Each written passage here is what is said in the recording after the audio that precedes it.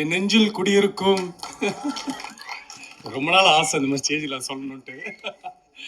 So இங்கே வந்திருக்க அனைத்து பெரியவர்களுக்கும், மீடியா நண்பர்கள், பத்திரிகை நண்பர்கள், ஃப்ரெண்ட்ஸ், ஃபேமிலி, அப்புறம் நம்ம celebrities, Murugadoss sir, Sasi sir, Snehan sir, அப்புறம் என்னோட fight master, editor, music director and cameraman sir எல்லாருக்குமே ரொம்ப தேங்க்ஸ். ஏன்னா எல்லாருக்குமே இப்போ வந்து பிஸியாக எல்லாருக்குமே ஒர்க் இருக்கும். ஸோ அதெல்லாம் விட்டுட்டு சரி இவங்க கூப்பிட்றாங்களே சரி போய் பார்ப்போன்னு ஒரு அன்போட இங்கே வந்திருக்க எல்லாருக்குமே ரொம்ப ரொம்ப நன்றி. அது இந்த டைமை நீங்கள் ஸ்பெண்ட் பண்ணுறது வந்து நான் ரொம்ப ப்ரீஷியஸாக பார்க்குறேன். உண்மையிலேயே இது ரொம்ப சீரியஸாக ரொம்ப ரொம்ப தேங்க்ஸ். தேங்க்யூ ஸோ மச் இங்கே வந்ததுக்கு. இப்போ இவ்வளோ பேசணும் கேட்டுனதில் நம்ம என்ன பேசணும், இப்போ நம்ம எந்த ஃபங்க்ஷனில் இருக்குன்னே மறந்துட்டேன். ஸோ எனக்கு ஆக்சுவலி வந்து ஜென்ரலாக உங்களுக்கு எந்த டேரக்டர் ரொம்ப பிடிக்கும் அப்படின்னு என் ஃப்ரெண்ட்ஸ் சர்க்கிளில் ஃபேமிலிஸ் எல்லாம் அப்பப்போ கேட்பாங்க. நான் எப்போவுமே சொல்கிற ஒரே பேர் வந்து ஏஆர் முருகதாஸ். எப்போவுமே நான் சொல்லுவேன். கொஞ்ச நாள் போக போக அவங்க என்ன பண்ணாங்கன்னா சரி வேறு ஏதாச்சும் இவன் பதில் சொல்கிறான்னா பார்க்கலாம்னு சொல்லிட்டு ஆப்ஷன் தரும் அப்படின்னு சொல்லிட்டு Maniratnam sir, Shankar sir, A R Murugadoss sir யார் உனக்கு பிடிக்கும் அப்படின்னு கேட்டால் அப்படியே நான் ஏஆர் முருகதாஸ் சார் தான் பிடிக்கும் அப்படின்னு சொல்லுவேன். ஏன்னா ஏன்னா எனக்கு உண்மையிலேயே நான் வந்து அவரோட படங்கள் பார்த்து எனக்கு எந்த அளவுக்கு பிடிச்சதோ, அவர் கூட எங்கேயுமே புண்ணுன்ற படம் அவர் ப்ரொடியூஸ் பண்ண படம். ஸோ அந்த படத்தில் நடிக்கும் போது அவரோட கேரக்டர் அந்த பிஹேவியர்ஸ்லாம் பார்த்து நிறைய அவரை நான் ஃபாலோ பண்ண ஆரம்பிச்சிட்டேன் அவருக்கே தெரியாமல். ரொம்ப ஸ்வீட், ஒரு விஷயத்த வந்து கரெக்டாக புரிகிற மாதிரி சொல்லுவார். ஸோ என்கிட்டயும் அப்படி ஒன்று சொன்னார். இன்னைக்கு வரைக்கும் நான் ஃபாலோ பண்ணிகிட்ருக்கேன். ரொம்ப ஸ்வீட்டாக வந்து படம் ஃபஸ்ட் டே எங்கேயுமே போதும் ஃபஸ்ட் டே ஷூட்டிங்கில் மார்னிங் ஒரு 7 o'clock வந்துட்டு ஸ்டார்ட் பண்ண போகிறோன்னு சார் வந்திருந்தார். அப்புறம் என்கிட்ட வந்து உங்ககிட்ட ஒரு ஒரு சின்ன ரிக்வஸ்ட் அப்படின்னாரு. சார் சொல்லுங்கள் சார் அப்படின்னா, நீங்கள் வந்து ஷூட்டிங் டைமில் மட்டும் கொஞ்சம் ஏர்லியராக தூங்கிடுங்க. ஏன்னா நீங்கள் லேட்டாக தூங்குனீங்கன்னா அதுக்கப்புறம் அது ஒரு டார்க் சர்க்கிள்ஸ் வரும். நீங்கள் அதை ஹைட் பண்ணுறதுக்கு ஒரு மேக்கப் போடுவீங்க. அந்த மேக்கப்பை பேலன்ஸ் பண்ணுறதுக்கு கேமராமேன் சார் வந்து லைட்ஸ்லாம் செட் பண்ணணும். ஸோ அது அப்படின்னு எல்லாமே மாறும். ஸோ உங்களோட ஒரு சின்ன தூக்கம் வந்து பின்னாடி உங்களோட வேலைகள் இவ்வளோ பாதிக்கும் அப்படின்னு சொன்னது எனக்கு அவ்வளோ புரிஞ்சுது. சார் நான் ஜென்ரலாகவே சீக்கிரம் தூங்கிடுவேன் சார், பட் இன்னிலேருந்து நான் சீக்கிரம் தூங்கிடுறேன் சார் அப்படின்ட்டு. ஷூட்டிங்லாம் இப்போ கூட ஷூட்டிங் எனக்கு நாளைக்கு மார்னிங் ஷூட்டிங்னா அந்த 10:30க்கு எனக்கு முருகதாஸ் ஞாபகம் வந்துடுவார். நல்ல வேளை எனக்கு கல்யாணம் ஆகலை சார், இல்லைன்னா ஒய்ஃப் கிட்ட சொல்லிட்டு சார் தூங்க சொல்லியிருக்காரு, நான் படுக்கிறேன் பாய். ஸோ இப்போ வரைக்கும் நான் அதை ஃபாலோ பண்ணிட்டு இருக்கேன். அது அது அது எனக்கு வந்து ரொம்ப ஹெல்ப்ஃபுல்லாகவே இருக்குது சார். அது அந்த பழக்கமே வந்து அந்த ஏர்லி ஸ்லீப் அப்படின்ற பழக்கம் நமக்குள்ளே இருக்கும்போது அது 100% மார்னிங் வந்து ஏர்லியராக வேக்கப் பண்ணி ஆகணும். ஸோ அது அது ரொம்ப பெரிய விஷயம். அது ஃபாலோ பண்ணும்போது அது எல்லாருக்குமே தெரியும். ஸோ அதுக்காக ரொம்ப ரொம்ப தேங்க்ஸ் சார். ஆண்ட்ராய் வராமல் பார்த்துக்கிறேன் சார். அப்புறம் இந்த படத்தில் வந்து மியூசிக் டைரக்டர் வந்து ஃபஸ்ட்டு வேற ஒரு மியூசிக் டைரக்டர் பேசிகிட்டு இருந்தாங்க. அதுக்கப்புறம் டிஸ்கஸ் பண்ணி டைரக்டர் சார் வந்து வந்து இப்போ மூக்குத்தி அம்மனோட மியூசிக் டைரக்டர் தான் நம்மளுக்கு அப்படின்னாங்க. ஓகே சூப்பருங்க, வெரி நைஸ் அப்படின்னு சொல்லிட்டு ஃபஸ்ட்டு சாங் கம்போஸ் பண்ணிவிட்டு அந்த சாங்கை வந்து கேட்டேன் நான். அதோட ஒரு ஃபஸ்ட்டு ப்ளே பண்ண ஒரு 30 செகண்ட்லேயே தெரிஞ்சிச்சு, ஆஹா மாட்டினார் ஒரு நல்ல மியூசிக் டைரக்டர் நம்ம கிட்ட அப்படின்ட்டு. அக்காடி சாங் தான். அக்காடி சாங் வந்து நீங்கள் ஏர்பாட்ஸில் கேட்கும்போது அவ்வளோ ஒரு குவாலிட்டியாக, அவ்வளோ ஒரு புதுசாக, இது கண்டிப்பாக எல்லாருக்குமே பிடிக்கும் அப்படின்ற மாதிரி இருந்தது. அந்த சிங்கிள் ரிலீஸ் ஆகும்போது அப்படி தான் இருந்தது. டக்குன்னு 1 மில்லியன் 2 மில்லியன் 3 மில்லியன் அப்படியே போயிட்டே இருந்தது. ஸோ அந்தளவுக்கு ஒரு ஒரு ஒரு டேலண்டட் மியூசிக் டைரக்டர் அண்ட் ரொம்ப நீட் ஒர்க் இருக்கும் அவர்கிட்ட. சேம் எடிட்டரும் அப்படி தான். ஸோ படம் பார்த்துட்டு இது கொஞ்சம் கொஞ்சம் எடிட்டருக்கே ரொம்ப சேலஞ்சிங்கான ஒரு ஃபிலிம் இது. ஸோ அது படம் பார்க்கும்போது உங்களுக்கு தெரியும். அண்ட் முக்கியமாக எல்லாருமே சொல்கிற மாதிரி நம்ம கேமராமேன் ரிச்சர்ஸ் சார். சார் ரொம்ப தேங்க்ஸ் சார், ரொம்ப தேங்க்ஸ். உங்கள் நிலைமை நினச்சா எனக்கு உண்மையிலே கஷ்டமாக இருக்குது சார். நான் அப்பப்போ ஷூட்டிங்கில் கூட நம்மள 9 to 6 தான் ஷூட்டிங் அப்படின்னு கூப்பிடுவாங்க. ஓகே அப்படின்னு சொல்லிட்டு மார்னிங் 8 o'clock போயிட்டு ஓகே ரெடி ஆகிட்டு 6 o'clock அந்த 5:30 சொல்லுவாங்க, டார்லிங் அந்த சன்செட்டில் இப்படி ஒரு ஷாட் இருந்தால் நல்லா இருக்குமே அப்படின்னு சொல்லி ஷார்ட். அப்புறம் பார்த்தா ஷார்ட்டாகவே இருக்குது. அது ஒரு சீன், அது நைட் 10 மணிக்கு தான் முடியும். அப்படி எனக்கு தெரியறதுக்கே 7 மணி ஆகும். ஸோ அதெல்லாம் நான் முடிச்சுட்டு நான் கிளம்பி வீட்டுக்கு போகும்போது சார் முடிஞ்சிச்சா ஷூட்டிங் பேக்கப் ஆயிடுச்சான்னு கேட்டால் இல்லை அவங்க வேறு லொக்கேஷன் போயிருக்காங்க, வேறு ஏதோ ஷூட் பண்ண போயிருக்காங்க. நைட்டு 12 மணி 1 மணி வரைக்கும் ஷூட் முடிச்சுட்டு திரும்ப மார்னிங் 7 o'clock வந்துடுவாங்க. ஸோ அந்தளவுக்கு ஒரு டெடிக்கேஷன் கேமராமேன் சார் வந்து நான் பார்த்துருக்கேன். நிறைய பேர்கிட்ட ஒர்க் பண்ணிக்கும். சார் வந்து ரொம்ப ஃபாஸ்ட். அண்ட் எனக்கு அவர் ஒர்க் பண்ணுறாருன்னு தெரிஞ்ச உடனே ரொம்ப சந்தோஷமாக இருந்தது. ஏன்னா அப்போ தான் ரீசெண்டாக மாநாடு படம் வந்தது. சார் தான் மாநாடு படத்தோட கேமராமேன். ஸோ அந்த படம் பார்க்கும்போதே தெரியும், அதுவுமே ஒரு கேமராமேன் அண்ட் எடிட்டருக்கு ரொம்ப சேலஞ்சிங்கான ஒரு படம் தான். ஸோ சார் தான் பண்ணுறாரா வாவ் அப்படின்ட்டு எனக்கு ரொம்ப சந்தோஷமா இருந்தது.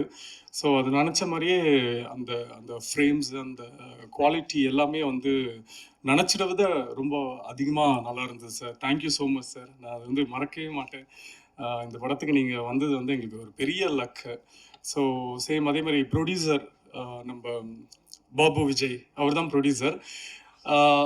ஒரு ப்ரொடியூசர் கூட வந்து எல்லாரோட ப்ரொடியூசரோட கஷ்டம் வந்து எனக்கு தெரியும். பட் வந்து அவ்வளோ க்ளோஸரா நம்ம பார்த்துருக்க மாட்டோம். ஏன்னா அந்த ப்ரொடியூசருக்கும் ஒரு ஒரு ஹீரோ ஆக்டருக்குலாம் வந்து ஒரு சின்ன டிஸ்டன்ஸ் இருக்கும். அவங்க எங்கேருந்து பணம் வாங்குறாங்க, அதுக்கு என்ன இன்ட்ரெஸ்ட் பே பண்றாங்க, இது எதுவுமே எந்த ஆக்டருக்குமே தெரியாது. ஸோ அதெல்லாம் தாண்டி இந்த ப்ரொடியூசர் கிட்ட நான் வந்து ஒர்க் பண்ணும்போது எனக்கு ஒரு 10வது நாள் ஷூட்டிங் எனக்கு எப்படி ஆயிடுச்சுன்னா, என்ன 2 நிமிஷம் சும்மா இருக்கீங்க, டக்குனு இது கொல்த்ரா ஷாட் எடுத்துடலாமா அப்படின்னு நான் கேட்டோன்னே இவங்க என்ன ஷாக்கா பார்க்க ஆரம்பிச்சுட்டாங்க. ஸோ அந்த அளவுக்கு ஒரு ஒரு ப்ரொடியூசர்னா இவ்வளோ கஷ்டங்கள் இருக்கு அப்படின்றது எனக்கு இந்த படத்துல தான் ரொம்ப க்ளோஸரா தெரிஞ்சது. ஸோ ஒரு பியூட்டிஃபுல் ப்ரொடியூசர் நம்மளுக்கு கிடைச்சிருக்காரு. கரெக்டான படத்துக்கு தேவையான விஷயங்களை செலவு பண்றது, தேவையில்லாத விஷயத்துக்கு செலவு பண்ணாம இருக்கிறது. ஸோ அது எல்லாமே ஒரு குட் குவாலிட்டி ஒரு ப்ரொடியூசருக்கு. ஸோ அது நம்ம பாபு விஜய் சார் பண்ணாரு. And director Babu Vijay sir வந்து சம்டைம்ஸ் படம் ஷூட்டிங்லாம் முடிஞ்சு எனக்கு கனவுலலாம் வர ஆரம்பிச்சிட்டார். சார் டார்லிங் ரெடி டார்லிங் அப்படின்னா, ஓ வீட்டில் இருக்குமா, ஓகே ஓகே அப்படின்ட்டு அந்த அளவுக்கு எப்படின்னா நம்மள வந்து டயர்டே ஆக்க மாட்டார். நம்ம வீட்டுக்கு போனால் தான் தெரியும் பயங்கரமா உடம்புலாம் வலிக்குது, என்ன அப்படி பண்ணோம் இன்னைக்கு அப்படின்னா அவ்வளோ சீன்ஸ் நடிச்சிருப்போம். ஒரு நாள்லயே ஒரு 150 சீன், படத்துலயே 60 சீன் தானே பாருங்க அப்படின்ற மாதிரி எடுத்துட்டே இருப்பாரு. நம்மளுக்கு டயர்டே ஆகாது. ஆனா ரொம்ப இன்ட்ரெஸ்டடா நம்மள அந்த அந்த ஒரு பவர்க்குள்ள கொண்டு வருவார். கொண்டு வந்து வேலையை வந்து கரெக்டா அவருக்கு வேலையை வாங்க தெரியும். அதே மாதிரி ஏதாச்சும் சின்ன சின்ன சஜஷன் சொன்னா கூட வந்து அது ரொம்ப அழகா எடுத்துக்க மாட்டாரு. இல்ல நான் சொன்னதே நல்லா இருக்கு, அதே பண்ணலாமே அப்படின்னு சொல்லுவாரு. அதுக்கப்புறம் அவர்கிட்ட ரொம்ப செல்லம் டார்லிங் அப்படிலாம், இது வந்து இப்படி பண்ணா நல்லா இருக்கு, இது பண்றது வந்து விஜயகாந்த் சார் பண்ற மாதிரி இருக்கு, நான் வந்து எப்படி அப்படின்னு சொல்லி கொஞ்சம் கொஞ்சம் புரிய வச்சதுக்கு அப்புறம் அவருக்கு வந்து ஒரு ஒரு கம்ஃபர்ட் லெவல் வந்து ஒரு வாட்டி பண்ணி காட்டுங்க பார்ப்போம் அப்படின்னு நம்பிக்கை இல்லாம கேட்பாரு. அது பண்ணி பண்ணி காமிச்சதுக்கு அப்புறம் அவர் ஓகே ஓகே இது ஓகே அப்படின்னுவாங்க. ஸோ அவரு அதேதான் அதே மாதிரி தான் அவர் வந்து ஃபர்ஸ்ட் என்கிட்ட வந்து கதை சொல்லும் போது, கதை சொல்றதுக்கு முன்னாடி எனக்கு ஒரு பல ஃபோன் கால்கள், ஆஹ் எங்கேயுமே புதும் டைரக்டர் சரவணன் கால் பண்ணாரு, தனஞ்சயன் சார் கால் பண்ணாங்க, அப்புறம் நிறைய பேர் எனக்கு கால் பண்ணி இந்த மாதிரி இப்ப யாருப்பா அந்த பாபு விஜய் அப்படின்னு, நான் தான் நெக்ஸ்ட் ஃப்ரைடே மீட் பண்றேன் நான், அப்புறம் டெய்லி எல்லாரும் கால் பண்றீங்க, அப்புறம் இது ஃப்ரைடே இருக்கும் இது தாங்காது அப்படின்னு சொல்லிட்டு நான் அவருக்கு கால் பண்ணி நீங்க நாளைக்கே வந்துருங்க சார் அப்படின்னு சொல்லி கேட்டு, அவர் வந்தோடனே வந்ததுக்கு அப்புறம் எனக்கு எல்லாருமே இவரோட கதையை கேட்க சொல்லி தான் கால் பண்ணாங்க. பட் இவரு அவர்கிட்ட ஒர்க் பண்ணாருன்னு எனக்கு தெரியாது. அவர் வந்தோடனே யார்கிட்ட ஒர்க் பண்ணீங்கன்னா ஏஆர் முருகதாஸ் சார் கிட்ட தான் ஒர்க் பண்ணேன்னா, நம்ம படம் பண்ணலாங்க ஓகேங்க அப்படின்ட்டு. ஏன்னா சார் கிட்ட இருந்து வராங்கன்னா அவங்க வந்து கண்டிப்பா ஒரு பெரிய ஒரு குவாலிட்டி இருக்கும் அவங்க கிட்ட. ஒரு ஒரு படம் ஒன்லி சினிமா சினிமா சினிமா தான் பேசுவாங்க. நம்ம எங்கேயுமே புதும் சரவணன் சார் இருந்தாலும், அது சார் கிட்ட இருந்து நம்ம பாபு விஜய் வந்தாலுமே அந்த சினிமாவோட அந்த பேஷன் வந்து அவங்க கிட்ட பார்க்கலாம். அது நிறைய நம்மளும் லேர்ன் பண்ணிக்கலாம். இப்போ சாரோட படத்துல போய் ஒர்க் பண்ணி லேர்ன் பண்ண முடியாததெல்லாம் அவங்களோட அசிஸ்டன்ட் படத்துல ஒர்க் பண்ணா லேர்ன் பண்ணிக்கலாம். ஏன்னா ஆல்மோஸ்ட் அவங்களோட பேட்டர்ன்ல தான் இருப்பாங்க. ஸோ எனக்கு கதை சொன்ன உடனே ரொம்ப பிடிச்சது. அண்ட் அவர் ஒரு ஒரு நம்பர் ஆஃப் டேட்ஸ் சொன்னார். அதோட ரொம்ப ஏர்லியாக தான் படம் முடிச்சாங்க. படம் வந்து ஒரு ஒரு ஃபர்ஸ்ட் ஆஃப்லாம் வந்து இப்போ எல்லாரும் சொன்னாங்க படத்தில் நிறைய நம்ம விஜயன் சாரி நம்ம மாண்புமிகு தமிழக முதலமைச்சர் விஜய் அண்ணனோட சாயல் இருந்தது அப்படின்ட்டு. அதுக்கு காரணம் என்னன்னா நான் படத்தில் வந்து அவரோட ஃபேன் ஆக்சுவலி. ஸோ அவரோட ஃபேனாக நான் படத்தில் இருப்பேன். ஸோ அதனால அந்த ஃபர்ஸ்ட் ஹாஃபில் கொஞ்சம் அவரை பேஸ் பண்ண சில சீன்ஸ்லாம் வந்து இருக்கும். அவர் மாதிரியே கொஞ்சம் பாடி லாங்குவேஜ் பண்ணுறது, அவர் மாதிரி டைலாக் பேசுகிறது அதெல்லாம் இருக்கும். பட் செகண்ட் ஹாஃபில் கதைக்குள்ள போகிற மாதிரி ஒரு இம்பேக்டாக இருக்கிற மாதிரி ஒரு ஸ்க்ரீன் பிளே இருக்கும். பட் இது செகண்ட் ஹாஃபே ஒரு பெரிய ஒரு சேலஞ்சிங், ஒரு ஃபர்ஸ்ட் டைரக்டருக்கு ஒரு பெரிய சேலஞ்சிங் ஸ்கிரிப்ட் தான். ஏன்னா இது வந்து லைக் ஒரு எக்ஸ்பெரிமெண்ட் மாதிரி தான்.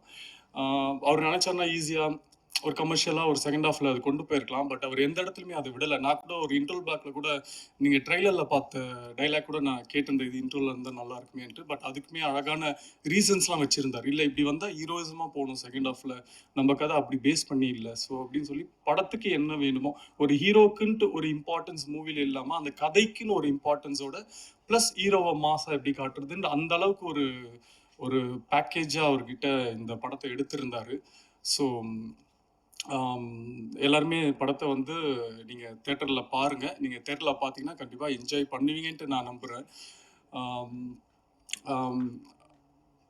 அவ்வளோதான்ல. இல்ல இப்பலாம் எது பேசினாலும் பயமா இருக்குது. மார்க் பண்ணி ஸோ ரொம்ப சந்தோஷம். இந்த படம் மாரி தான் நம்ம படத்தோட ட்ரெயில் மாரி தான் சட்டென்று மாறுது வானிலை. நம்ப இங்கேயே இப்போ ஒரு பெரிய வானிலை மாற்றம் வந்திருக்கு. இந்த மாற்றம் வந்து இதுக்கப்புறம் இதுக்கப்புறம் எப்பவுமே மாறாது அப்படின்னு நான் நம்பிக்கையா இருக்கேன். உங்களுக்கெல்லாம் புடிச்ச ஒரு கிளைமேட்டா தான் இனிமே இருக்கும் தமிழ்நாடு. ஸோ ரொம்ப தேங்க்ஸ் எல்லாருமே இந்த படத்த வந்து தியேட்டர்ல வந்து பாருங்க. இங்க வந்த எல்லாருக்குமே ரொம்ப ரொம்ப நன்றி. Thank you so much.